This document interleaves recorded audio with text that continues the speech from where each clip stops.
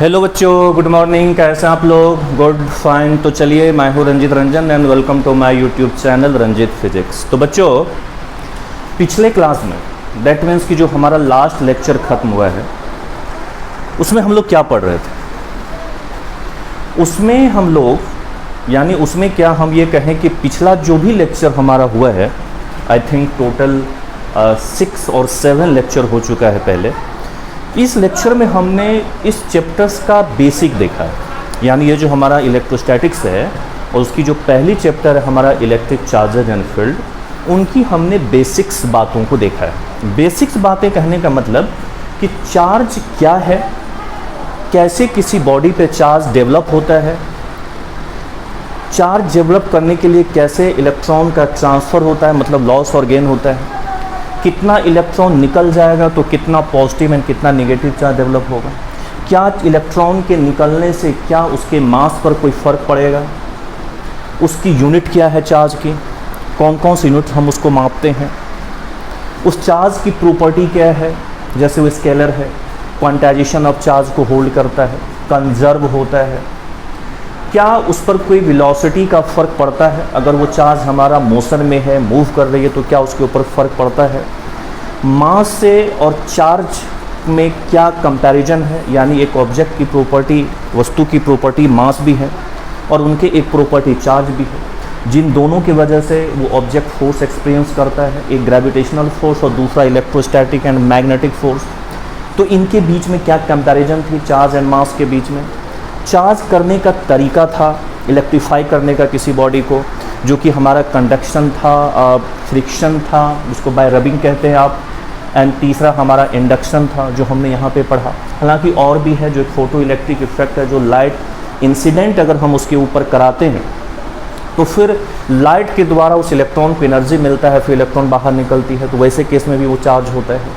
Polarisation भी एक technique है जिसमें हमें फील्ड में अगर कोई इलेक्ट्रिक फील्ड है और उसमें अगर एक डाइलेक्ट्रिक को या फिर इंसुलेटर मटेरियल को ला जाते हैं तो वो पोलराइज्ड हो जाता है, मतलब उसमें नॉर्थ उसमें नेगेटिव एंड पॉजिटिव सेपरेट होने लगता है। तो इसको हमने नहीं बताया क्योंकि ये हम लोग इलेक्ट्रिक पोटेंशियल एंड कैपेसिटेंस वाले चैप्टर में हम लोग इसको पढ़ेंगे कि पोलराइजेशन से कैसे आप एक बॉडी को आप देखेंगे कि डाइलेक्ट्रिक कैसे वो चार्ज हो जाता है, पोलराइजेशन कैसे होता है, तो उसको हम लोग वहाँ देखेंगे। ठीक है।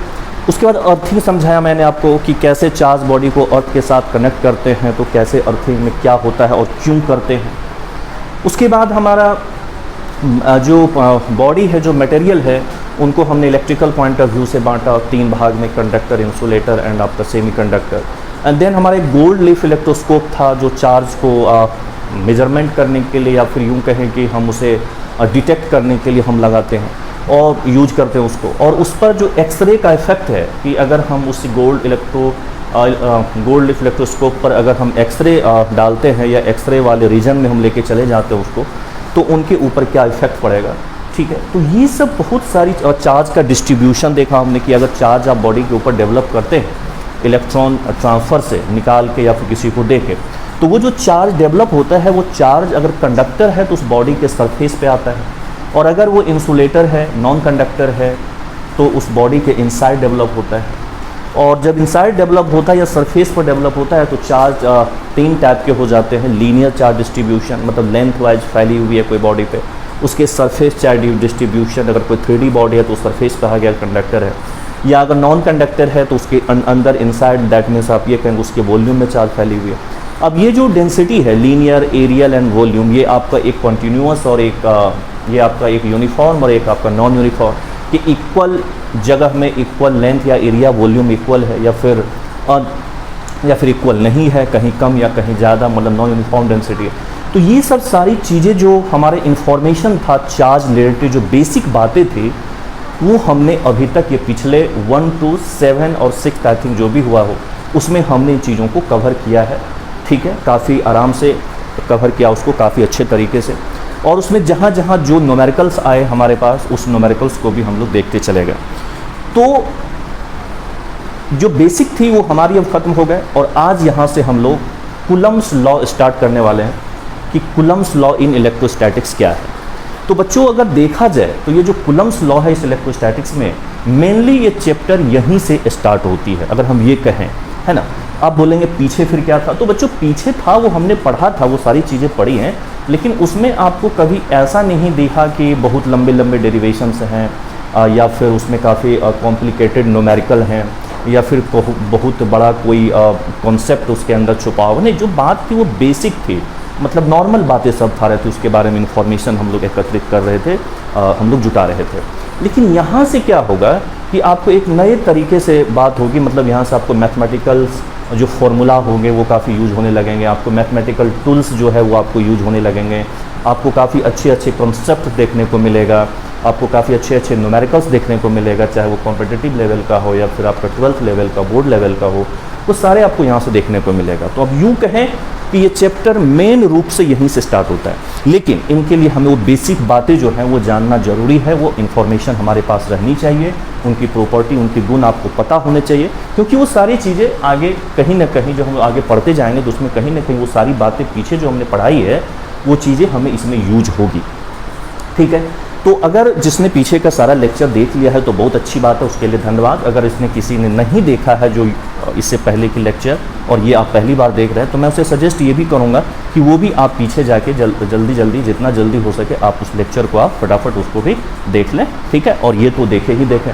ठीक है बच्चों, तो चलिए अपना कॉपी पेन आप निकाल लीजिए, सावधान होकर बैठ जाइए, बी कॉन्सनट्रेटेड। ठीक है, आप कॉन्सनट्रेट हो जाइए बोर्ड पर, है ना। आपकी कान जो है मेरी बातों पे होनी चाहिए, आपकी आंख जो है वो आपकी स्क्रीन पर, आपकी बोर्ड पे होनी चाहिए, और आप बारीकी से हर चीज़ को समझें कि क्या है, नहीं है, कैसे है। ठीक है बच्चों, तो चलिए हम लोग टॉपिक लिखने जा रहे हैं कूलम्स लॉ।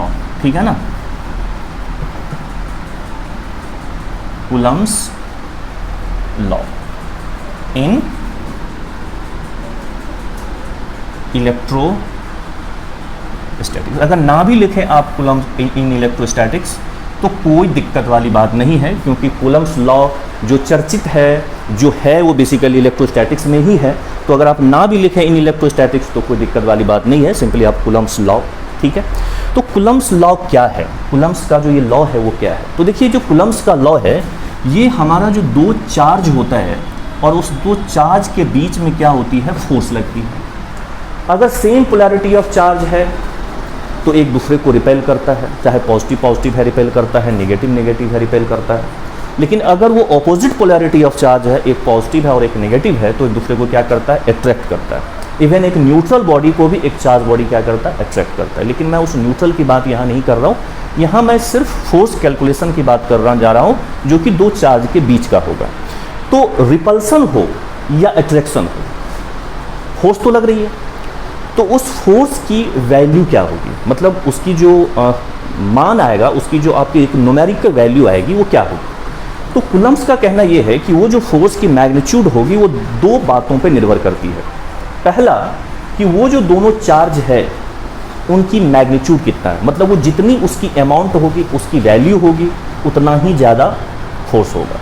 और दूसरा कि उनके बीच की दूरी जितना कम होगा उतना ज़्यादा फोर्स होगा, मतलब अगर दूर करते जाए चार्ज को तो फोर्स उसके ऊपर कम होती जाएगी।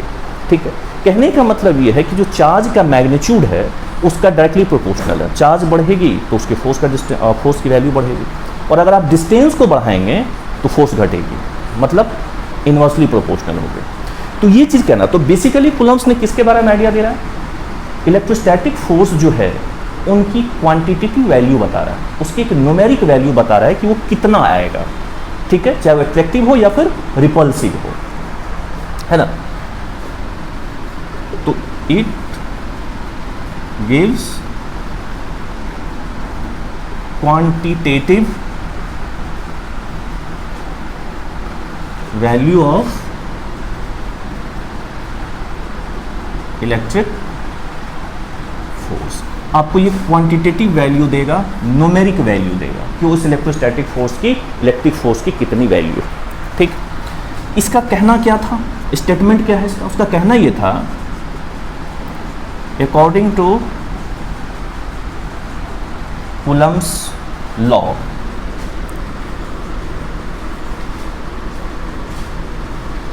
Magnitude of electrostatic force is directly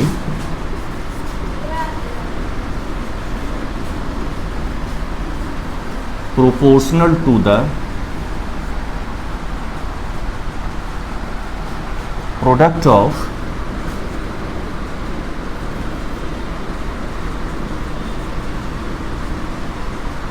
magnitude of charges and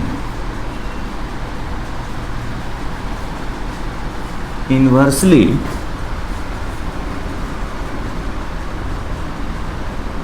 proportional to the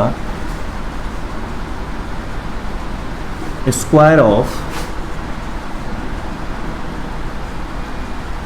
separation between them।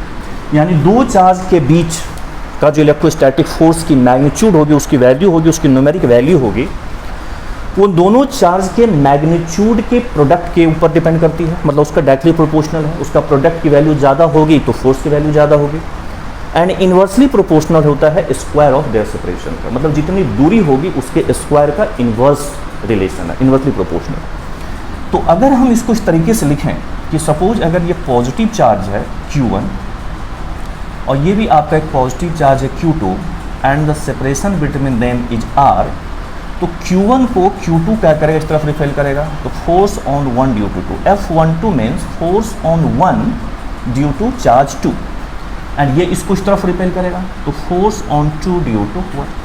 अगर ये निगेटिव होता और ये निगेटिव होता और फिर बीच की सेपरेशन R होती तो ये भी इसको रिपेल करता और ये भी इसको रिपेल करता, सेम वे।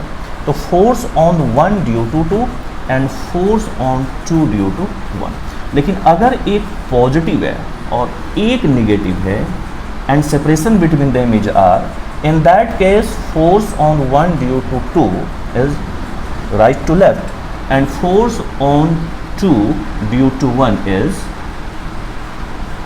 Directed leftward. तो ये फोर्स है, ठीक है, सॉरी नॉट रिपल्सिव, अपोजिट है, तो this is attractive and this is attractive, ठीक है, अट्रैक्ट हो गया। तो ये क्या होगा, force on 1 due to 2 and force on 2 due to 1, ठीक है, ये फोर्स अट्रैक्टिव। तो अगर ये तीनों, ये जो भी चार्ज है, positive positive, negative negative and positive negative, तीनों की वैल्यू सेम, मतलब उसकी मैग्नीट्यूड जो है, अमाउंट जो है वो सेम है, बस अंतर ये है कि एक पॉजिटिव है और एक नेगेटिव हो सकता है, मतलब पोलैरिटी ऑपोजिट है यहाँ पे, लेकिन मैग्नीट्यूड सेम है। अगर ये 2 है तो ये भी 2 है, लेकिन अंतर ये एक +2 है तो एक -2 है। तो नेगेटिव वजह से क्या हो गया, अट्रैक्शन हो गया अपोजिट की वजह से, और सेम है तो रिपेल हो रही है, सेम है तो रिपेल हो रही है, ये फोर्स है। तो यहाँ पर 1 पर जो 2 की वजह से फोर्स लग रही है या फिर 2 पर जो 1 की वजह से फोर्स लग रही है, ये इक्वल है। ऐसा नहीं है कि ये वाला वो उस पर ज़्यादा लगा देगा, ये उस पर कम लगा देगा, या ये इस पर ज़्यादा ये इस पर कम, ऐसा नहीं है। एक दूसरे के ऊपर बराबर एंड फोर्स लगाता है, ये जितना उसके ऊपर वो भी उसके ऊपर उतना ही, बस अंतर ये है कि दोनों ऑपोजिट है, अंतर ये है कि दोनों ऑपोजिट है, मैग्नीट्यूड वाइज से, डायरेक्शन वाइज ऑपोजिट। तो अगर हमें इसके सिर्फ मैग्नीट्यूड चाहिए तो F12 की जो मॉडुलस होगी और F21 की जो मॉडुलस होगी, ये दोनों इक्वल होगी F के बराबर, ठीक है। इसको हमने इसको लेट कर लिया कि वो F है, इक्वल फोर्स F है, चाहे अट्रैक्टिव हो, रिपल्सिव हो, 1 पे 2 की वजह से, 2 पे 1 की वजह से, वो फोर्स F है, ठीक है। तो ये जो F है वो डायरेक्टली प्रोपोर्शनल है Q1 की मैग्नीट्यूड एंड Q2 के मैग्नीट्यूड का, और इन्वर्सली प्रोपोर्शनल है उसके बीच के डिस्टेंस स्क्वायर का, ठीक है। तो ये है फोर्स की वैल्यू प्रोपोर्शनल। और अगर आप डायरेक्शन वाइज देखें तो फोर्स ऑन 1 ड्यू टू 2 का जो डायरेक्शन है वो माइनस होगा फोर्स ऑन 2 ड्यू टू 1 के डायरेक्शन पे। तो अगर आप वेक्टर साइन के साथ लिखते हैं तो 1 2 का डायरेक्शन, 1 पर जो 2 लगाता है उसकी डायरेक्शन 2 पर जो 1 लगाता है उसके ऑपोजिट, इसलिए माइनस है।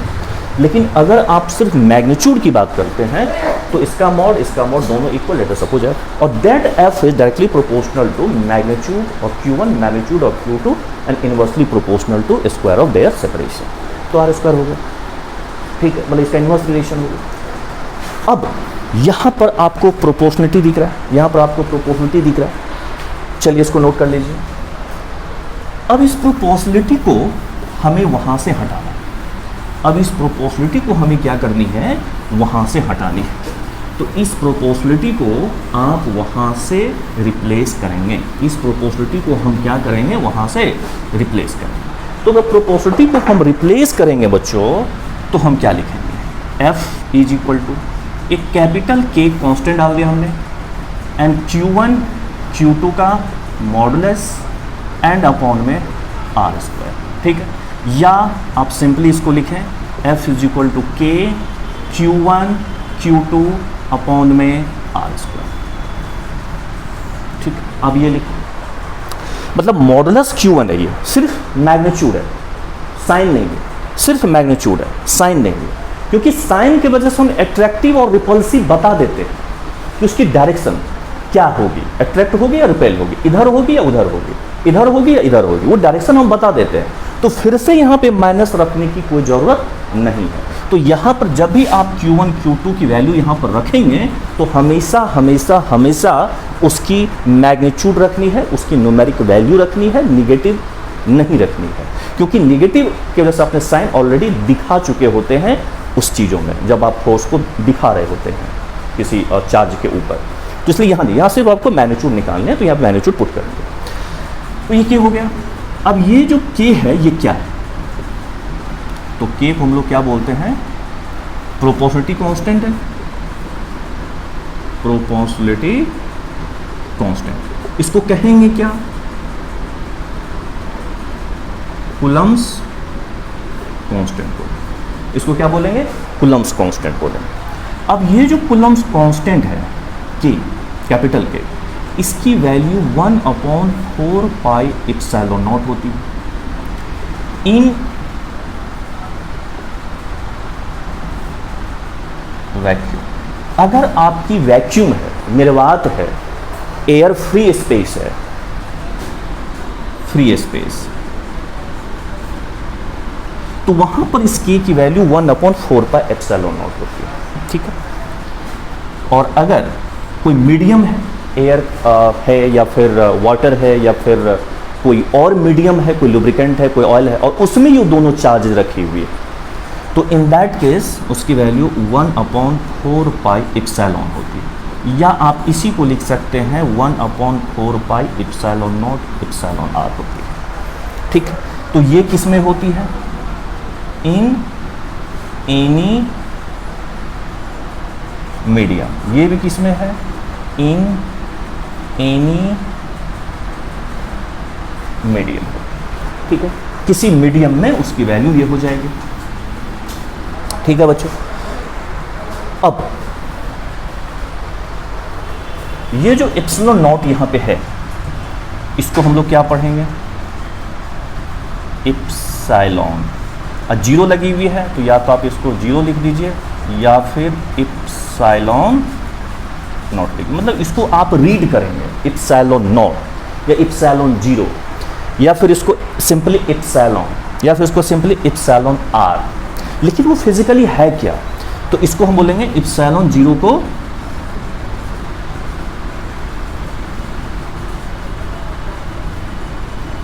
एब्सोल्यूट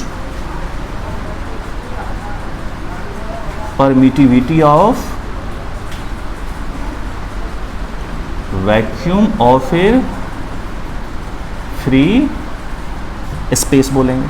और इनकी जो वैल्यू होती है वो 8.85 10⁻⁻12।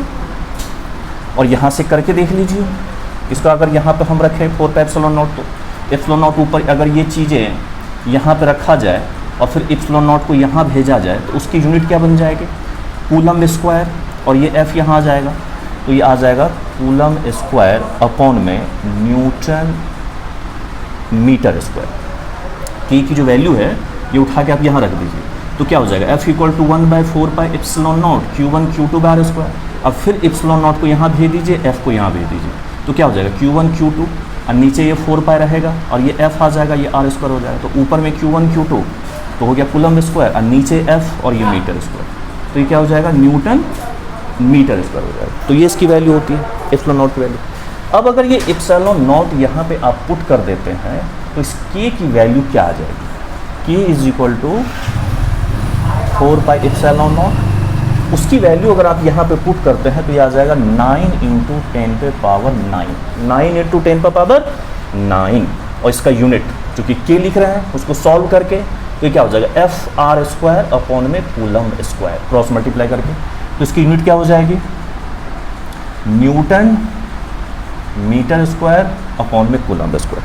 तो इस के की वैल्यू 1/4 पाई एप्सिलॉन नॉट जो 9 इंटू 10 पे पावर 9 न्यूटन मीटर स्क्वायर पर कूलम्ब स्क्वायर है, और एप्सिलॉन नॉट की वैल्यू जो एब्सोल्यूट परमिटिविटी है वैक्यूम या फ्री स्पेस है उसकी वैल्यू ये है कूलम्ब स्क्वायर पर न्यूटन मीटर स्क्वायर।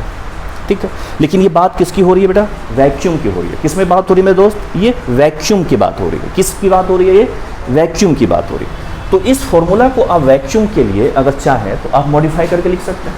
क्या लिख सकते हैं, F is equal to 1/4 pi epsilon not Q1 into Q2 upon में आर स्क्वायर, या फिर 9 इंटू 10 पे power 9 Q1 into Q2 upon में आर स्क्वायर, या उसके बदले आप सिंपली के लिखते हैं तो Q1 इंटू Q2 अपॉन में आर स्क्वायर। आप जो लिखिए बात एक ही है, लेकिन ये किस में है, वैक्यूम में है, मतलब आपका फ्री स्पेस में है, मतलब आपका एयर फ्री रीजन में है, वहाँ पर कोई मीडियम नहीं, वैक्यूम में निर्वात है। ठीक है बच्चों, नो ठीक है, कोई दिक्कत है।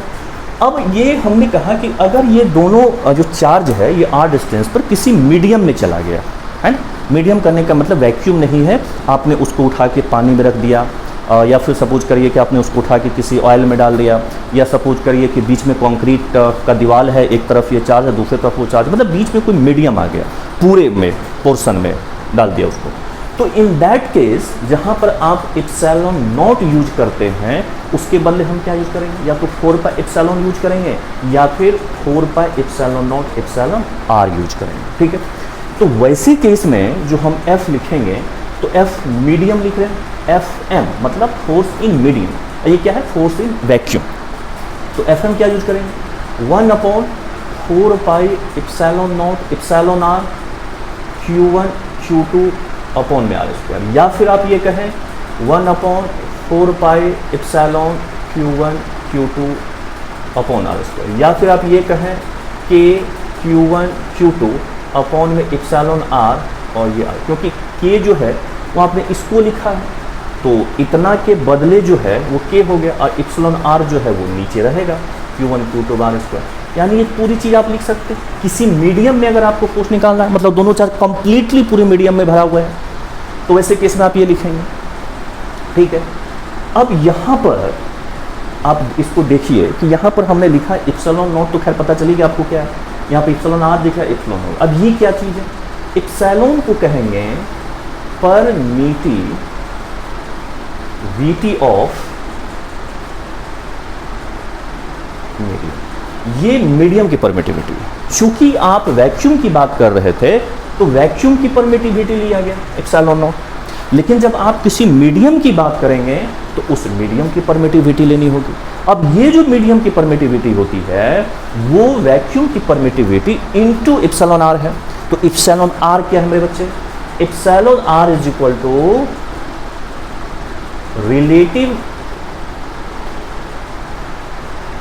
परमिटिविटी ऑफ मीडियम, यानी जो आपको मीडियम दिया हुआ है उसकी रिलेटिव परमिटिविटी।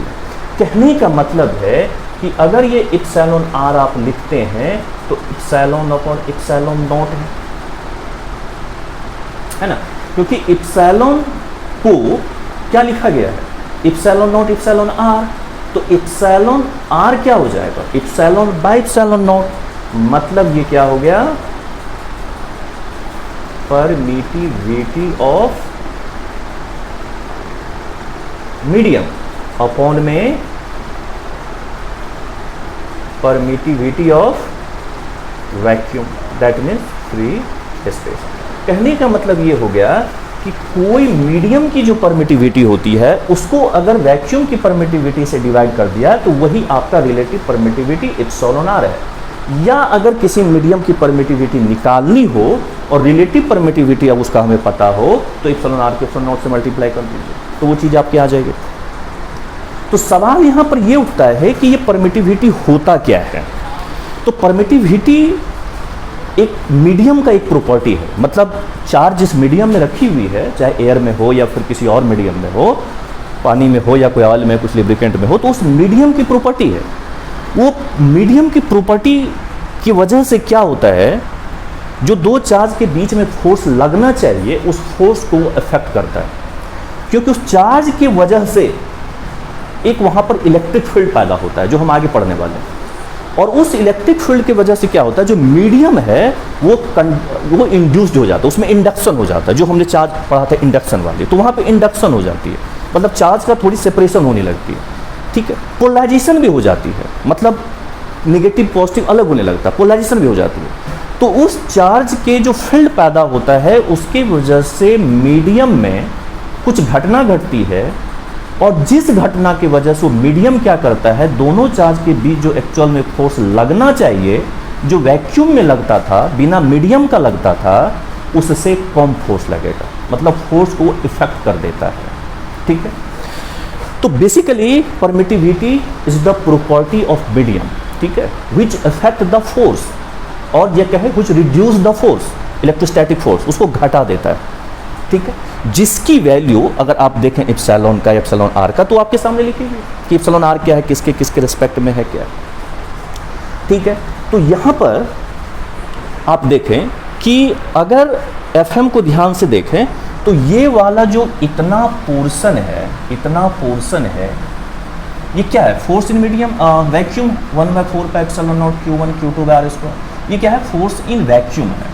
तो ये पोर्शन फोर्स इन वैक्यूम, यानी फोर्स इन वैक्यूम को इसके बदले में लिख दें और अपॉन एप्सिलॉन नॉट, तो किसके बराबर है, फोर्स इन मीडियम के बराबर है। तो यहाँ से एक बात आपको पता चल रही है कि अगर आपको मीडियम की फोर्स निकालनी, मतलब अगर वही दो चार्ज है और उतना ही सेपरेशन पर आपने किसी दूसरे मीडियम में उस चार्ज को रखते हैं जितना सेपरेशन पर आप उसको एयर में रखे थे, तो उस केस में जो फोर्स आपका एफएम है उस मीडियम में, वो फोर्स इन वैक्यूम अपॉन में एप्सिलॉन आर है, यहां से आपको दिख रहा है, ठीक है बच्चों। और जो एप्सिलॉन आर की वैल्यू होती है वो 1 से ज़्यादा और इन्फिनिटी से कम या उसके बराबर, यानी इन्फिनिटी से 1 के बीच में होती है, इन्फिनिटी टू 1 के बीच, मतलब 1 से ज़्यादा या इक्वल और इन्फिनिटी से छोटा या बराबर, ठीक है। तो ये जो इन्फिनिटी होती है ये 4 मेटल के लिए होता है, और ये जो 1 है ये 4 एयर के लिए होता है। तो अगर मैं एयर की बात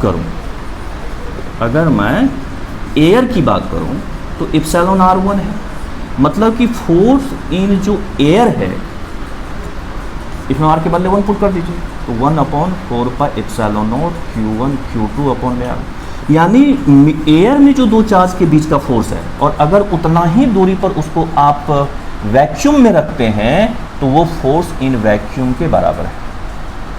मेरी बात समझ में आ रही है? यानी दो चार्ज के बीच का जो फोर्स है वैक्यूम में, कुछ दूरी पर जो रखी हुई है, अगर उतना ही दूरी पर आप एयर में ला करके उस चार्ज को रखें तो उनके बीच का फोर्स वही रहेगा, नहीं बदलेगा। मतलब वैक्यूम में रखिए या फिर एयर में रखिए, दोनों चार्ज को जो दूरी अप रखना है तो आपको फोर्स नहीं बदलने वाला है। लेकिन अगर किसी दूसरे मीडियम में लेके जाते हैं तो उसकी वैल्यू आपको क्या हो जाएगा, 1 से ज़्यादा होगी और इन्फिनिटी से कम होगी। वैसे केस में वैल्यू तो 1 से ज़्यादा है, जब ये वैल्यू 1 से ज़्यादा है तो जाहिर सी बात एफएम क्या हो जाएगी, कम हो जाएगी। तो कहने का मतलब है कि यहाँ जो एफएम होगा वो लेस देन किससे होगा, एफ से होगा। यानी एयर के लिए सिर्फ उसका इक्वल हो सकता है, अगर एयर है तो सिर्फ इक्वल हो सकता है, लेकिन अगर एयर के अलावा कोई और मीडियम है तो उस मीडियम में फोर्स वैक्यूम के फोर्स से कम होगा, और मतलब वैक्यूम का में जो फोर्स है उसको उसके रिलेटिव परमिटिविटी से आप डिवाइड कर दीजिए तो आपका फोर्स इन मीडियम आ जाएगा, बशर्ते कि चार्ज की वैल्यू को चेंज नहीं करना है और उसके बीच का जो सेपरेशन है उसको चेंज नहीं करनी है बच्चों। ठीक है, क्लियर है? नौ, अब अगर हम इस चीज को देखें, डाइलेक्ट्रिक जो रिलेटिव परमिटिविटी है एप्सिलॉन आर है, तो उसको अगर आप यहां पर ध्यान से देखें तो एप्सिलॉन आर के लिए आपको दो चीजें मिलेगी। एक चीजें है एफ इन वैक्यूम अपॉन में एफ इन मीडियम, या एप्सिलॉन आर जो है वो एप्सिलॉन बाय एप्सिलॉन नॉट है ना। तो यहाँ से देखिए आप एप्सिलॉन आर को दो तरीके से डिफाइन किया जा सकता है। क्या डिफाइन किया जा सकता है कि epsilon R is the ratio of force between two charge in vacuum to force between two charge in that medium, provided charge की मैग्नीट्यूड एंड जो डिस्टेंस है वो सेम, या फिर permittivity of medium to permittivity of free space, उन दोनों का ratio जो है वो रिलेटिव परमिटिविटी। ठीक है, तो आप इसको याद रखेंगे कि ये चीज़ें हैं। ठीक है, अब ये परमिटिविटी होता क्या है, परमिटिविटी ये होता क्या है, तो मैंने क्या कहा, it is the property of medium which effect the force, मतलब एक तरीके से रेजिस्टेंस की तरह काम करता है। जैसे रेजिस्टेंस करंट को फ्लो होने से रोकता है, वैसे ही ये परमिटिविटी मीडियम की प्रॉपर्टी है जो चार्ज के बीच जो फोर्स लगती है उसको रिड्यूस करने की कोशिश करती है। अब क्यों रिड्यूस करती है, क्योंकि जब चार्ज के वजह से जो मीडियम में इफेक्ट होता है, जो इंडक्शन होती है या फिर पोलराइजेशन होती है, उनके वजह से वो उस फोर्स को इफेक्ट करता है। ठीक है बच्चों, है ना। तो ये क्या है, property of medium which have tendency to reduce the force between charge के बीच के फोर्स को रिड्यूस करने की उसकी टेंडेंसी होती है, उसको कम करने की टेंडेंसी होती है। और कितना कम करेगा वो तो आपको देख सकते हैं, फॉर्मूला में है, ये चीज़ है। तो बच्चों याद रखनी है कि अगर फोर्स आपको एयर या वैक्यूम में देखना है तो 1/4 एप्सिलॉन नॉट Q1 Q2 बार स्क्वायर, या फिर 9 × 10⁻⁹ Q1 Q2 by R square, या फिर उसके बदले में कैपिटल के लिखे Q1 Q2 by R square. अगर किसी दूसरे मीडियम में उस दोनों चार्ज को लेके चले गए सेम सेपरेशन पर, तो फिर क्या हो जाएगा, एक एप्सिलॉन आर आ जाती है नीचे, यानी 1/4 epsilon nought epsilon R Q1 Q2 by R square. उस एप्सिलॉन नॉट एप्सिलॉन आर को आप एप्सिलॉन लिख सकते हैं, जो कि परमिटिविटी ऑफ दैट मीडियम जिसमें आपने उसको लेके गया है। ठीक है, या फिर वहां पर आप K 1/4 एप्सिलॉन नॉट को अपॉन में एप्सिलॉन आर Q1 Q2 बार स्क्वायर लिख सकते हैं। उस एप्सिलॉन आर को आप ऐसे लिख सकते हैं F/Fm, यानी force in medium vacuum upon में फोर्स इन मीडियम का रेशियो, या फिर आप ये कहें कि परमिटिविटी ऑफ मीडियम अपॉन में परमिटिविटी ऑफ वैक्यूम। परमिटिविटी होता क्या है बच्चों, तो मीडियम की प्रॉपर्टी होती है जो आपको चार्ज को रिड्यूस करने का काम, उसकी जो चार्ज की जो बीच का फोर्स है उसको वो कम करने का काम कर रहा होता है। ठीक है, क्यों करता है, क्योंकि उसमें इंडक्शन या पोलराइजेशन वाली घटना हो जाती है उस मीडियम के साथ, चार्ज की वजह से फील्ड पैदा होती है और वो ऐसा कर देता है, वहाँ पर मीडियम को आयोनाइज कर देता है, पोलराइज कर देता है, और उसके वजह से फोर्स को रिड्यूस कर देता है। तो वो चीज़ें यहाँ पे होती है। ठीक है, एप्सिलॉन आर की जो वैल्यू है रिलेटिव परमिटिविटी की वैल्यू 1 से लेकर इन्फिनिटी के बीच में होती है। 1 एयर के लिए होती है, इसीलिए हमें एयर में और फोर्स जो एप्सिलॉन आर की वैल्यू 1 पुट कर देते हैं, तो इसीलिए एयर और वैक्यूम की जो फोर्स वो बराबर रहती है। और मेटल के केस में उसका वैल्यू इन्फिनिटी होता है, तो अगर आप इन्फिनिटी पुट कर देंगे तो फोर्स क्या हो जाएगी वहाँ पे, कुल मिला के 0 हो जाएगी। ठीक है, तो क्योंकि एप्सिलॉन आर नीचे आ जाएगा तो इन्फिनिटी यहाँ पर मेटल के लिए, और बाद बाकी कोई बीच का फोर्स होगा तो क्या होगा, Fm से, Fm जो है वो वैक्यूम से कम ही होगा, प्रोवाइड कि आप चार्ज की मैग्नीट्यूड और डिस्टेंस को ना बदलिए। ठीक है, तो उससे कम ही रहेगा। ठीक है, तो ये था कुछ हमारा कूलम्ब्स लॉ से रिलेटेड जो फॉर्मूला है, जो उसने कहा था वो चीज़ें बाकी हो गई। ठीक बच्चों, इस फॉर्मूला को आप याद रखेंगे। अब यहाँ पर बात ये है कि ये जो आपका परमिटिविटी, हम रिलेटिव परमिटिविटी लेकर रहे हैं, उसका देखिए इसकी कोई यूनिट नहीं है, उसकी जो है कोई यूनिट नहीं है। ठीक है, मतलब इसका कोई यूनिट नहीं है, इसकी कोई डायमेंशन नहीं होगी, किसका, एप्सिलॉन आर का। एप्सिलॉन आर का कोई डायमेंशन नहीं होगा, कोई यूनिट नहीं होगा एप्सिलॉन आर का, क्योंकि देखिए F/Fm है, न्यूटन बाई न्यूटन कट जाएगा, इसका भी जो यूनिट, इसका जो यूनिट वो कट जाएगा। तो ये जो एप्सिलॉन आर है ये क्या है, डायमेंशन लेस है और बोले यूनिट लेस है, यानी इसकी कोई डायमेंशन नहीं, उसकी कोई यूनिट नहीं। लेकिन एप्सिलॉन का और एप्सिलॉन नॉट का डायमेंशन है और यूनिट है, जो मैंने लिख दिया। ठीक है, अब यहाँ पे मैं डायमेंशन नहीं निकाला हूँ मैं एप्सिलॉन का, तो मैं डायमेंशन निकाल देता हूँ एप्सिलॉन का। ठीक है, तो बच्चों अगर आप एप्सिलॉन का डायमेंशन निकालते हैं तो F is 1/4 pi epsilon not Q1 Q2 upon में आर स्क्वायर। ठीक है बच्चों, तो यहाँ से अगर एप्सिलॉन नॉट निकालेंगे तो क्या लिखेंगे, 1/4 pi F and Q1 Q2 upon में आर स्क्वायर, है ना। So dimension of epsilon nought is equal to dimension of that तो ये जो 4 पाई है इसकी तो कोई डायमेंशन होगी नहीं, न्यूमेरिक वैल्यू है, ठीक है। लेकिन यहाँ पर Q1 Q2 F R square, Q1 एक चार्ज, तो मतलब 2 बार चार्ज आया है, तो A इंटू टी, दोबारा A इंटू टी अपॉन में F M L T minus 2, okay, and then R square, that means की L स्क्वायर, दैट मीन्स की L स्क्वायर।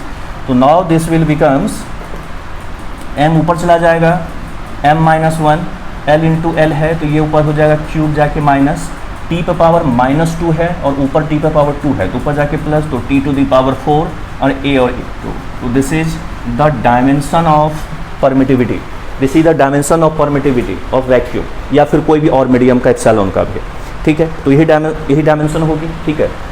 यूनिट आपको वैल्यू बता ही दिया था इसका, कितनी वैल्यू है उसकी यूनिट क्या होती है, वही यूनिट एप्सिलॉन को किसी मीडियम का भी लेंगे तो वही होगा। लेकिन रिलेटिव जो होता है वो 2 का रेशियो होता है किसी मीडियम का और वैक्यूम का, जिसलिए उसकी कोई यूनिट नहीं होती है, ठीक है बच्चों। तो ये था हमारा फोर्स जब आप वैक्यूम में निकालेंगे, या फिर आप एयर में निकालेंगे, या फिर किसी मीडियम में निकालेंगे, मतलब दोनों चार्ज आपका किसी मीडियम में है, कंप्लीट मीडियम में है, दोनों चार्ज प्रॉपर तरीके से उसी मीडियम में रखी हुई है, ठीक है। तो ये फॉर्मूला था, और मीडियम में किसी एयर से वैक्यूम से कम ही आता है, कितना आता पता चल गया। तो अब अगर इस पर हम सिंपली एक क्वेश्चन देखें, इस पर हम एक सिंपल एक क्वेश्चन देखें, तो question is 2 charge Q1 and Q2 placed at some distance and force between them is F0, ठीक है। 2 चार्ज है Q1 Q2, उसको कुछ डिस्टेंस पे रखा गया है, उसके बीच का फोर्स कितनी है, F0 है। तो कहाँ रखा हुआ है, मेंशन तो नहीं किया गया, तो जाहिर सी बात है कहाँ रखा हुआ है, वैक्यूम में होगा या फिर एयर में होगा। जब मेंशन नहीं है तो जाहिर सी बात है या तो वैक्यूम में होगी या फिर एयर में होगी, ठीक है। If that charge placed in a medium at same distance, then force becomes F0 by 4, force becomes F0 by 4। अब फोर्स कितनी हो गई, F0 by 4 आ गई, क्योंकि अब उसने क्या किया, एयर को बदल के वहाँ पे कोई मीडियम ले आया, उस मीडियम में उसको डाल दिया, लेकिन डिस्टेंस सेम ही रखा, तो जाहिर सी बात है बच्चों फोर्स क्या होगी, घटेगी। तो फोर्स क्या हो गई, F0 by 4 हो गया, घट गया। Find the relative permittivity of, आपको रिलेटिव परमिटिविटी फाइंड करनी उस मीडियम की, एप्सिलॉन आर फाइंड करनी उस मीडियम की, कि जिस मीडियम में अगर उस 2 चार्ज Q1 Q2 को रखा गया था सेम डिस्टेंस पर, तो उसकी फोर्स जो पहले F0 था that will becomes F0 by 4, force घट गई, 1/4 फोर्स घट गई है उसकी, ठीक है बच्चों। तो क्या करेंगे सॉल्यूशन में, हम इसको क्या करेंगे, सीधी सी बात है कि 2 चार्ज आपका Q1 है Q2 है, बीच का सेपरेशन R दे रखा है कि मतलब कुछ है, तो बीच का सेपरेशन R है, तो इनके जो बीच का फोर्स आने वाली है, चाहे अट्रैक्टिव हो चाहे रिपल्सिव हो, they are depends on nature of the charges, कि सेम चार्ज है कि ऑपोजिटली चार्ज है, तो दैट फोर्स कितना आएगा हमारे पास, वो फोर्स कितनी आने वाली है, K Q1 Q2 अपॉन में R स्क्वायर, ठीक है, Q1 Q2 अपॉन में R स्क्वायर। अब ये जो F है उसको क्या कहा है, वो F0 है, ये F0 हो गया। अब क्या कह रहा है कि ये जो Q1 Q2 है इनको किसी मीडियम में ले आया, मतलब यहाँ पे कोई मीडियम है, लेकिन उसकी जो बीच की दूरी है बच्चों वो कितना ही रखा गया, R ही रखा गया।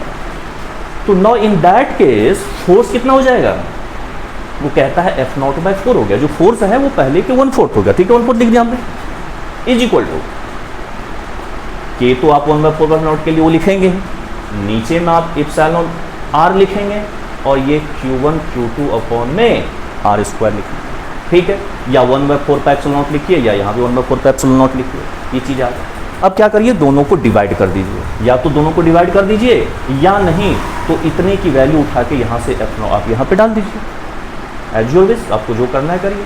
तो जब इसको आप डिवाइड करेंगे, इसको 1 मान लें, इसको अगर आप 2 मान लीजिए, तो क्या डिवाइड होगा? अगर आप 1 को 2 से भाग देते हैं तो यहाँ से एप्सिलॉन आर कितनी हो जाएगी? 4 हो जाएगी। तरफ कट जाएगा, कट जाएगा, कट जाएगा, कट जाएगा, कट जाएगा, तो एप्सिलॉन आर कितनी हो जाएगी? 4 आ जाएगी। तो ये तो हो गया कि आपने इसको एक्सप्रेशन जो कहा है, बेसिक तरीके से जो क्वेश्चन कहा है, वही काम हमने स्टेप बाय स्टेप करता चला गया, है ना। अगर हमें 12th क्लास में बोर्ड में देना है इसका जवाब, तो हम इस तरीके से एक्सप्रेशन वाइज उसको लिखेंगे, समझाएंगे, ताकि टीचर ये समझे कि हाँ बच्चे जो है वो बहुत अच्छी तरीके से पढ़ा है, बहुत अच्छा तरीके से नॉलेज है, वो आपको फुल के फुल मार्क्स 2 नंबर 3 नंबर जो भी है उसको मार्क्स दे देगा। लेकिन अगर मेरे को एग्जाम में ऑब्जेक्टिव सॉल्व करनी, तो बच्चों इसमें डिस्टेंस लिया हुआ कि एट सम डिस्टेंस, और तब उसके फोर्स एफ नॉट है, और फिर उतना ही डिस्टेंस पर उस मीडियम में रखा, उसकी फोर्स एफ नॉट बाय 4 हो गई। तो बच्चों यहाँ पर तो कुछ हमने बात किया है ना कि वो सम डिस्टेंस कितना है, वो तो बात उसका क्या नहीं। 2 डिस्टेंस कुछ भी हो सकता है, 1 हो सकता है, 2 हो सकता है, 3 हो सकता है, कुछ भी पॉसिबिलिटी है, ए हो सकता है, alpha gamma beta delta, Ram Shyam Ghanshyam, कुछ भी हो सकता है। तो बच्चों अगर मुझे उसको आसान करना है तो हम क्या कर सकते हैं? मैं F nought is equal to K लिख देता हूँ, Q1 Q2 लिख देता हूँ, और यहाँ पे 1 स्क्वायर कर देता हूँ। 1 स्क्वायर मतलब क्या हो गया? 1 हो गया। आर के बदले मैंने 1 ले लिया, आर के बदले मैंने क्या किया? 1 कर दिया, क्योंकि कह रहा है एट सम डिस्टेंस, या नहीं भी कहा है प्लेस्ड है, तो मेंशन तो है नहीं कि कितना दूरी पर, तो कुछ भी हो सकता है मेरे भाई। तो आर को हमने क्या ले लिया? 1 ले लिया। तो आर को 1 ले लिया तो एफ नॉट कितने आ गए? के Q1 Q2 आ गया। अब दूसरा केस में कहता है कि ये एफ नॉट बाय 4 हो जाता है, तो बच्चों सीधा है के है और के अपॉन एप्सिलॉन आर, ये Q1 Q2, और नीचे जो आर स्क्वायर है उसको भी आर स्क्वायर के बदले 1 स्क्वायर, ये हो गया। अब देखिए इसको सॉल्व मतलब बड़ा आसान लगता है कि मतलब के Q1 Q2 अपॉन में सीधा सीधी एफ लिख दो, एफ नॉट कट जाएगा और एफ आर की वैल्यू यहाँ पर 4 निकाल लो, है ना। तो थोड़ा सा टाइम रिड्यूस्ड हो गया। भाई आर हमेशा जरूरी नहीं कि आर आर आर लेते चले जाए, ठीक है, थोड़ा सा दिमाग लगा तो ये काम कर सकते हैं। सपोज करिए कि इसको और आसान, तो हमने एक बात बताई भैया कि force in medium is equal to force in vacuum upon में एप्सिलॉन आर होता है, ये हमने बता चुके हैं अभी। तो सीधा सीधी क्या करना है? एप्सिलॉन एफ एम की वैल्यू दे रखा है आपको, एफ नॉट बाय 4, एफ की वैल्यू है एफ, और ये कितना है? Epsilon R. तो एप्सिलॉन आर यहाँ से भी देखिए आपका कितना आ गया। तो मेरा मतलब कहने का ये है कि जब आप ऑब्जेक्टिव सॉल्व करते हैं, मल्टीपल चॉइस सॉल्व करते हैं, तो थोड़ा सा स्मार्ट बनना है कि हम ऐसा कुछ करें कि भाई हमें फटाफट आंसर आ जाए। लेकिन अगर वही हमें बोर्ड देनी है, पेपर लिखने हैं बोर्ड का, तो हमें उसको थोड़ा सा जो स्टेप है उस तरीके से लिखे, तो सामने वाला एग्जामिनर जो है काफ़ी खुश हो जाता है, प्रसन्न हो जाता है, और प्रसन्न होकर के जो मार्क्स हैं वो आपके फुल में फुल मार्क्स देते हैं। तो बच्चों दोनों के अलग पॉइंट ऑफ व्यू है। अगर आप कॉम्पिटिटिव एग्जाम के करते हैं तो थोड़ा स्मार्ट बनिए, कैलकुलेशन स्मार्ट करिए, थोड़े कुछ को एलिमिनेट करने की कोशिश करिए दिमाग के अंदर ही कि हाँ हम किसको लिखें या किसको ना लिखें। स्टेप को कम करिए दिमाग लगा के, है ना। धीरे धीरे मैं उम्मीद करता हूँ कि धीरे धीरे आपको चीज़ें आ जाएगी, प्रैक्टिस करते करते आ जाएगी। लेकिन अभी से उस चीज़ पे लग जाना है कि हमें कैसे ऑब्जेक्टिव्स को जल्दी मारना है, कम समय में हमें टिक लगानी है, ठीक है। क्योंकि हमारे पास इतना समय नहीं होता है कि अगर आप कोई कॉम्पिटिटिव एग्जाम आप दे रहे हैं तो, लेकिन ठीक है बोर्ड में थोड़ी सी समय ज़्यादा होती है, पेपर है, ठीक है, आप लिख रहे हैं तो उसको आप स्टेप बाय स्टेप करिए, ठीक है बच्चों। तो दोनों तरीके से, तीनों तरीके से आपको समझ में आ गए। अगर ये याद हो फटाफट कर दीजिए। सम डिस्टेंस वो कुछ भी हो सकता है, मेंशन नहीं है तो आर के बदले मैंने 1 ले लिया। इससे आसान ये हो गया कि हमें लिखने की जरूरत नहीं, फटाफट हो गई वो चीज़ें, ठीक है। फिर डिवाइड कर दिया, फिर ऐसे स्टेप है, चलो हमने क्यों 1 माने। इन जनरल सब कोई आर मानता है, इन कोई सब कोई एक्स मानता है। Let that distance is X, let that distance is R, वो मान के करिए। नहीं आर को 1 कर दिया तो थोड़ा सा आसान हो जाती है, या नहीं ये याद है तो ठीक है फटाफट ये हो गए। तो एज योर विश, जो आपको लगे, समय आपको बचाए वो करिए अकॉर्डिंग टू एग्जाम की कॉम्पिटिटिव है या फिर आप बोर्ड दे रहे हैं, ठीक है। ठीक बच्चों समझ में आ गए।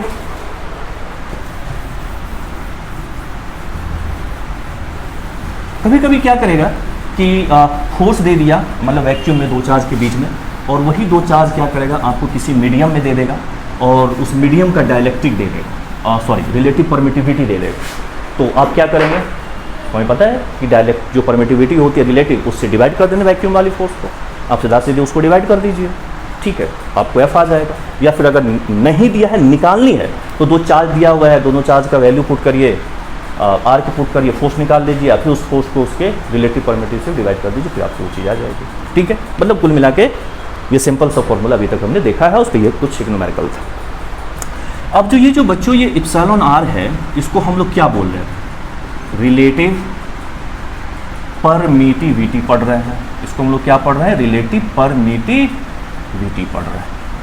इसको एक दूसरा नाम भी है डाइलेक्ट्रिक कांस्टेंट। ये वर्ड हमको खास करके जो अगला चैप्टर कैपेसिटर वाला आएगा, उस कैपेसिटर में कैपेसिटेंस में हम बार बार इस टर्म को यूज करेंगे, डाइलेक्ट्रिक डाइलेक्ट्रिक डाइलेक्ट्रिक। तो इसलिए उसको डाइलेक्ट्रिक कांस्टेंट भी बोलते हैं। बेसिकली डाइलेक्ट्रिक का मतलब इंसुलेटर होता है। कोई इंसुलेटर में जैसे पोर्सिलिन हो गया, माइका हो गया, वुड हो गया, पेपर हो गया, प्लास्टिक हो गया, ये सब आपका डाइलेक्ट्रिक है। हालांकि डाइलेक्ट्रिक वाटर भी एक डाइलेक्ट्रिक की तरह काम करता है, बशर्ते कि वो प्योर होना चाहिए। तो खैर डाइलेक्ट्रिक्स के टाइप्स हैं, polar dielectric, non polar dielectrics, मतलब इंसुलेटर का, तो खैर उसको हम नहीं बात कर रहे हैं। लेकिन अभी हम मान के चलिए कि इप्सिलॉन आर का एक और नाम है डाइलेक्ट्रिक कांस्टेंट। डाइलेक्ट्रिक मतलब बेसिकली इंसुलेटर होता है, उसको दूसरा नाम भी ये कहा जाता है। और इसी को छोटा वाला की भी लिखते हैं। आप कोई बुक देखेंगे या कोई आप क्वेश्चंस बैंक अगर बना रहे हैं आप, तो उसमें आप देखेंगे इप्सिलॉन आर के बदले वो के यूज करता है। ठीक है, लेकिन ये स्मॉल के है बेटा, ये जो है वो स्मॉल के है। तो आप कंफ्यूज हो जाएंगे कि वो जो वहाँ जो के लिखे थे और यहाँ जो के लिखे थे क्या एक ही चीज़ है? नहीं बेटा, वहाँ जो के लिखा था वो कैपिटल के था, जो 1/4 पाई एप्सिलॉन नॉट के लिए लिखा था। लेकिन यहाँ जो मैं के लिख रहा हूँ, ये मैं छोटा के करके लिख रहा हूँ थोड़ा सा। आप थोड़ा सा इसको ऐसे करके छोटा के लिखिएगा और उसकी वैल्यू एप्सिलॉन आर, मतलब एप्सिलॉन आर और छोटा वाला के दोनों जगह चलता है, दोनों चीज़ें चलती है। लेकिन ये जो है वो आपका कैपिटल के है। तो डोंट कंफ्यूज बिटवीन देम, है ना, इसमें कंफ्यूज नहीं करना है, इसमें कंफ्यूज नहीं करना है कि ये कैपिटल के और स्मॉल के ये क्या हो गया, ये वहाँ भी के यहाँ भी के। नहीं बच्चों, कैपिटल के 1/4 पाई एप्सिलॉन नॉट, स्मॉल के एप्सिलॉन नॉट। ठीक है, तो इस बात को थोड़ा सा ध्यान रखेंगे। कोई बुक ये भी यूज करता है, कहीं आपको ये भी मिलेगा, दूसरा नाम इसका ये भी है। ठीक है, कोई यूनिट नहीं, कोई डायमेंशन नहीं, लेकिन परमिटिविटी का डायमेंशन होता है, चाहे वैक्यूम का हो चाहे किसी मीडियम का हो। होता क्या है बच्चों, वो एक मीडियम की प्रॉपर्टी है जो दो चार्ज के बीच के जो फोर्स है उसको अफेक्ट करना चाहता है, उसको घटाना चाहता है, जस्ट लाइक रेजिस्टेंस काम करता है। ठीक है, कैसे, क्यों? क्योंकि जब चार्ज आती है तो वहाँ पे क्या करता है, अपने पास से फील्ड पैदा करती है, इलेक्ट्रिक फील्ड, और वो इलेक्ट्रिक फील्ड की वजह से क्या होता है, वो जो मीडियम है वो पोलराइज्ड हो जाता है, इंड्यूस्ड हो जाता है, और फिर उनकी वजह से क्या करता है, जो दोनों फोर्स लगना चाहिए उनको वो इफेक्ट करना शुरू कर देता है, उनको वो घटाना शुरू कर देता है। ठीक है, मीडियम की जो फोर्स होती है वो किसी भी दो चार्ज के बीच का अगर सेम डिस्टेंस रखा जाए तो एयर में या वैक्यूम में जो फोर्स है उससे कम होती है, क्योंकि नीचे एप्सिलॉन आर चीज़ें आ जाती हैं। ठीक है, इस पर क्वेश्चन देता हूँ। ठीक है बच्चों, चलिए आगे बढ़ते हम लोग। अब यहां पर सवाल ये उठती है कि क्या ये जरूरी है कि जो दो चार्ज हमारा Q1 Q2 था मीडियम में रखी हुई थी आर डिस्टेंस पर, या वही दो चार्ज वैक्यूम में या एयर में रखा हुआ था आर डिस्टेंस पर, क्या पूरे में मीडियम होना जरूरी है? क्या पूरे आर डिस्टेंस में मीडियम होना जरूरी है? ये भी तो हो सकती है ना कि Q1 यहाँ है, Q2 यहाँ है अभी, और पूरा में एयर है, लेकिन कुछ पोर्शन उसमें क्या कर दिया गया, एक इंसुलेटर ला के रख दिया गया। ठीक है, सपोज करिए कि ये एक चार्ज है, ये मार्कर एक चार्ज है, ये दूसरा मार्कर एक दूसरा चार्ज सपोज करिए, और इसके बीच में मान लेते हैं कि ये एक डाइलेक्ट्रिक लेके ला के रख दिया। तो क्या हो गया, दोनों चार्ज के बीच की जो डिस्टेंस है वो तो आर है। अगर ये पूरी तरीके से ये मार्कर है, ये मार्कर पूरा टच है, Q1 Q2 टच है, पूरे मीडियम में है। लेकिन अगर ये चार्ज यहाँ है तो देखिए इस चार्ज और इस चार्ज के बीच का जो गैप है उसमें कुछ पोर्शन में एयर भी है और कुछ पोर्शन में वो मीडियम में आ गया है, जो इंसुलेटर मीडियम है। ठीक है ना, तो अगर कोई मीडियम आ गया है कुछ ही पोर्शन में, तो इसका मतलब वो जो 1/एप्सिलॉन आर हम नीचे लिख देते हैं पूरा में 1/4 epsilon not Q1 Q2 epsilon R, वो काम हम नहीं कर सकते। वो काम हम तब कर सकते हैं जब पूरा का पूरा मीडियम भरा हुआ है, मतलब Q1 Q2 पूरी कंप्लीटली पूरी मीडियम है। लेकिन अगर ऐसा नहीं है तो फिर दिक्कत है। तो फिर क्या करेंगे, उसके लिए फॉर्मूला, उसके लिए एक अलग रिलेशन है, उसका अलग फॉर्मूला। लेकिन उस फॉर्मूले पे आने से पहले हम लोग एक चीज पढ़ेंगे, वो क्या है, conversion of medium distance into air distance. तो चलिए बच्चों हेडिंग देते हैं, conversion of medium distance into air distance. कहने का मतलब है कि दो चार्ज है आपके पास, वो दोनों चार्ज किसी मीडियम में है, कुछ दूरी पर रखी हुई है, उनके बीच में फोर्स है, ठीक। अब आपने क्या किया, उसी दो चार्ज को उठा के मीडियम से बाहर कर दिया और एयर में रख दिया उतना ही दूरी पर, तो क्या फोर्स बराबर आएगा? नहीं, क्योंकि मीडियम में जो फोर्स है वो वैक्यूम की फोर्स से कम रहेगी, एयर की फोर्स से कम रहेगी, क्योंकि वहाँ पर डायरेक्ट वो कांस्टेंट है, वहाँ पे रिलेटिव परमिटिविटी है वहाँ पर।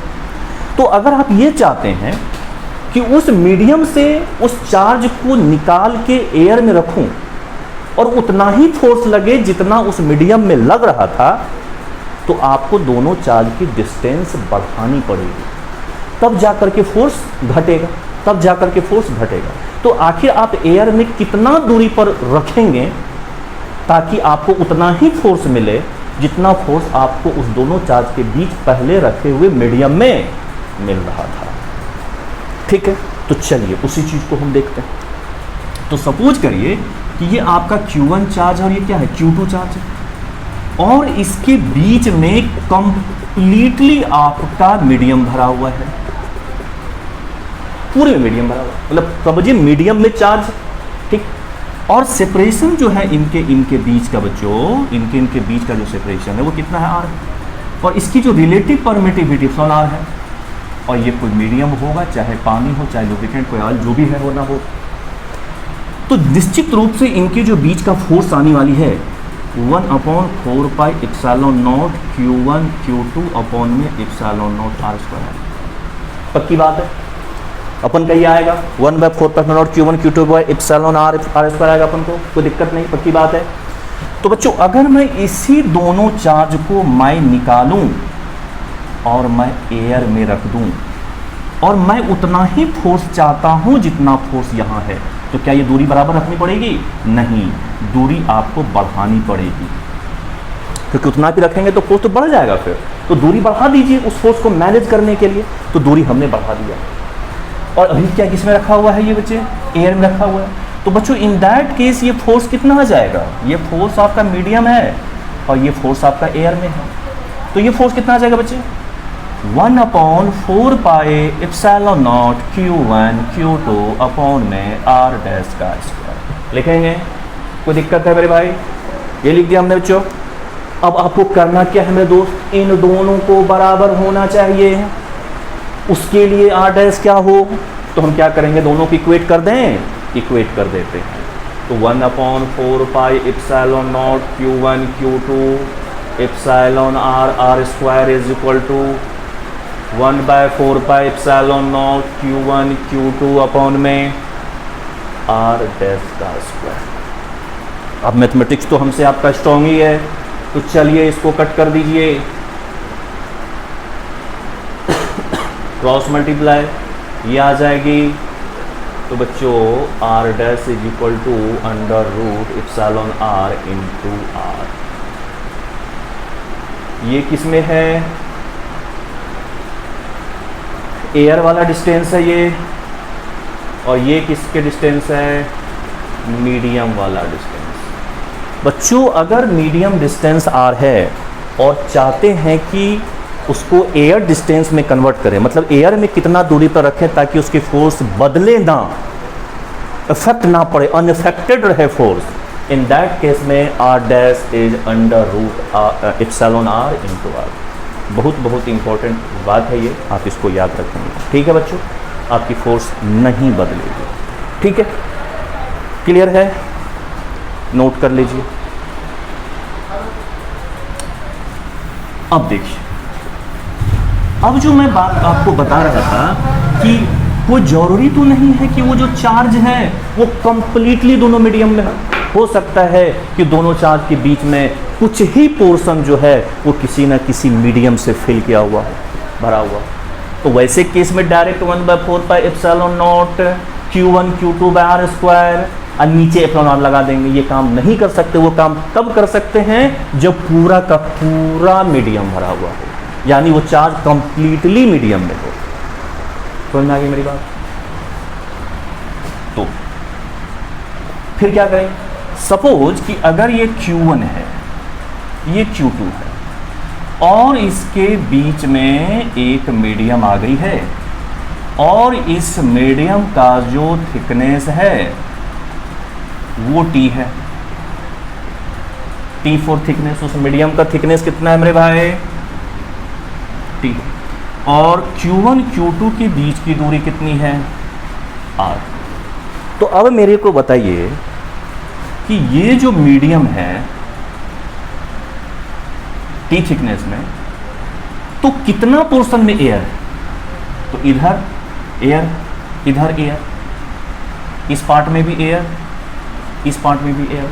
तो इसको या तो इधर खिसका सटा दीजिए या तो इसको इधर सटा दीजिए, खिसका दीजिए, तो एक ही तरफ एयर बच जाएगा। मतलब मैं ये बताने समझाने की आपकी बात कर रहा हूं कि कितना पोर्शन में एयर है और कितना पोर्शन में मीडियम है। तो T थिकनेस में मीडियम है और D माइनस नहीं R माइनस T में आपका एयर। R माइनस T में क्या है? एयर है। और T में क्या है? मीडियम है। और उस मीडियम की जो रिलेटिव परमिटिविटी है वो एप्सिलॉन R है गिवन। ठीक है मेरे भाई। तो ये जो मीडियम है, अगर मैं इस मीडियम को कन्वर्ट कर दूं इनटू एयर, मतलब इस मीडियम को भी मैं एयर ही बना दूं, क्योंकि मेरे को पता है कि उस मीडियम को एयर डिस्टेंस में कन्वर्ट किया जा सकता है और उसके ऊपर कोई फोर्स में फर्क नहीं पड़ने वाला है। ठीक है, तो क्यों ना मैं जो एयर इतना पार्ट बचा हुआ था उसको एयर ही रहने देते हैं और जितना में ये डायलेक्ट्रिक है उसको भी एयर ही बना देते हैं। तो क्या कोई फोर्स पर फर्क पड़ने वाली है? नहीं फर्क पड़ने वाली है। तो कन्वर्ट अगर एयर में करेंगे तो कितना हो जाएगा? एप्सिलॉन R का रूट इनटू T, क्योंकि अभी हमने निकाला है। तो इक्विवेलेंट डिस्टेंस कितना हो जाएगा? यहां से लेकर के यहां तक का जो R हो जाएगा, R जो नेट हो जाएगा, नेट R जो हो जाएगा वो कितनी हो जाएगी? D माइनस टी में ऑलरेडी एयर था, मतलब R माइनस टी में। जितना में डायलेक्ट मीडियम था उसको भी बदल दिया हमने, किस में कन्वर्ट कर दिया? एयर में। तो वो कितना हो गया? एप्सिलॉन R इंटू टी हो गया। यानी अब ये R ये चीज हो गई मेरे भाई, R minus T plus under root epsilon R into T. ठीक है दोस्त।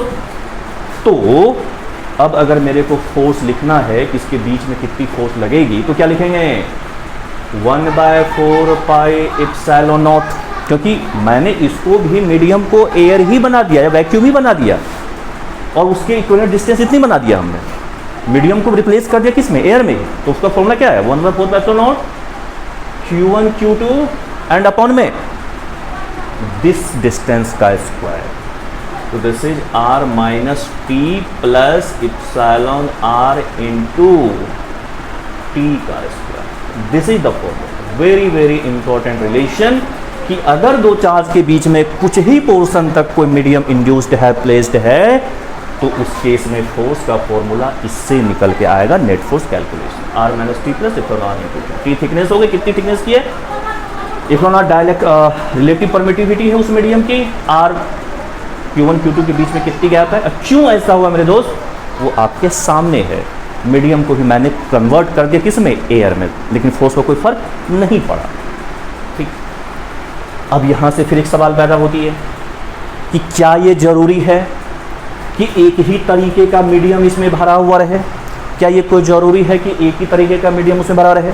हो सकता है इसके बगल में अलग थिकनेस का एक और टाइप का मीडियम भर दिया जाए। यहाँ पे पानी है, बगल में कोई केरोसिन ऑयल है, बगल में पेट्रोल है, बगल में कुछ और भी है, हो सकता है। यस और नो? तो इन दैट केस क्या होगा मेरे भाई? Q1 है, Q2 है, separation between them is R, और इसमें सपोज करिए एक डाइलेक्ट्रिक है, इसके बगल में सपोज करिए एक दूसरा है। ठीक है, कुछ इस तरीके से और भी हो सकता है। तो ये T1 थिकनेस का है, ये T2 थिकनेस का है, इसका एप्सिलॉन R1 है, इसका एप्सिलॉन R2, इस तरीके से हो सकता है। तो वैसे केस में फोर्स का फॉर्मूला क्या होगा? 1/4 pi epsilon not Q1 Q2 upon में R तो रहेगा, T लेकिन सिर्फ एक T नहीं है, ये सारे T का इक्विवेलेंट T है, मतलब थिकनेस टोटल। तो that is T1 plus T2 up to जितना होगा वो सब चीज़ plus plus plus epsilon R1 तो उसका थिकनेस, इप्सिलॉन R2 इंटू उसका थिकनेस अप टू जितना होगा वो चीज़, और इस पूरे का whole square. This is the formula.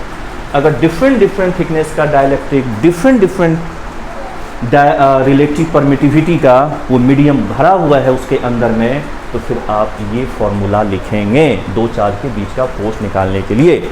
और अगर नहीं एक ही है, एक ही थिकनेस, एक ही आर, तो फिर आप ये है, नहीं पूरे में भरा हुआ है तो सीधा इप्सिलॉन आर नीचे कर देते हैं जो वैक्यूम में होती है, मतलब 1/4 Q1 Q2 by R square, और नीचे इप्सिलॉन आर कर देते हैं। अब देखिए यहीं से वो चीज़ आ जाएगी। अब देखिए यहाँ से जब आप पूरा थिकनेस भर देते हैं, if whole gap filled with medium, जब आप पूरा गैप मीडियम से भर देते हैं तो इन दैट केस जो थिकनेस है वो आर के बराबर हो जाएगा। तो यहां पर टी के बदले आर पुट कर दीजिए, तो आर माइनस आर 0 हो गया, खत्म। इप्सिलॉन आर और यहाँ पे आर, और उसका स्क्वायर करिए तो epsilon R root square epsilon R बन जाएगा, और ये टी आर स्क्वायर बन जाएगा, वही चीज़ आ गई। देखिए ये तो हमने होता ही है।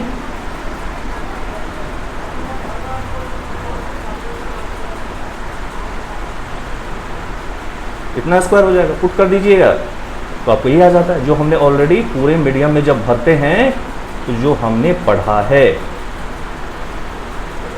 वही आ जाएगा। मतलब ये एक तरीके से क्या उसका स्पेशल केस है, एक तरीके से ये क्या है, जो कुछ थिकनेस हम भरते हैं उसी का क्या है बच्चे, वो स्पेशल केस है, उसी का क्या है वो स्पेशल केस है। ठीक है बच्चों, तो क्या पढ़ा हमने आज के लेक्चर में, कूलम्ब्स लॉ। कूलम्ब्स लॉ क्या है, क्वांटिटेटिव वैल्यू देता है चार्ज के बीच में जो फोर्स लगता है उसका कितना।